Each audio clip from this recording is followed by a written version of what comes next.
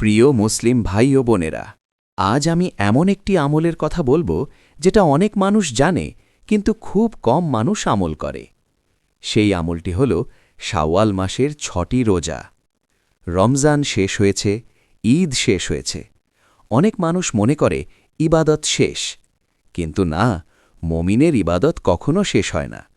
রমজানের পরে যে আমলটি সবচেয়ে গুরুত্বপূর্ণ সেটি হল শাওয়াল মাসের ৬ রোজা।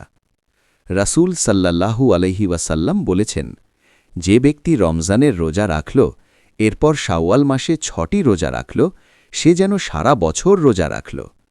সুবহানাল্লাহ! মাত্র ৬টা রোজা, আর সোয়াব পুরো বছরের রোজার সমান। কেন সারা বছরের রোজার সোয়াব? কারণ ইসলামে একটি নেক আমলের সোয়াব ১০ গুণ।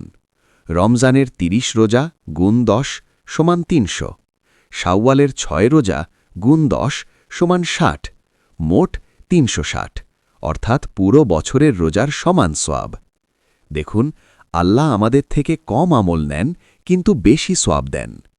শাওয়ালের ৬ রোজা রমজানের ঘাটতি পূরণ করে। আমরা জানি না আমাদের রোজা কতটা কবুল হয়েছে।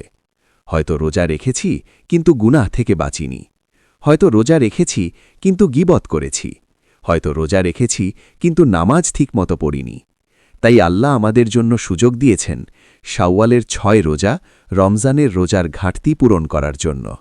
যেমন ফরজ নামাজের পরে সুন্নাত নামাজ, তেমনি রমজানের পরে শাওয়ালের রোজা। কিভাবে এই রোজা রাখবেন? ঈদের দিন রোজা রাখা হারাম। ঈদের পর থেকে শাওয়াল মাসের মধ্যে ৬ দিন রোজা রাখবেন। একটানা ৬ দিন রাখতে পারেন, আলাদা আলাদা করেও রাখতে পারেন, দুটোই ঠিক আছে।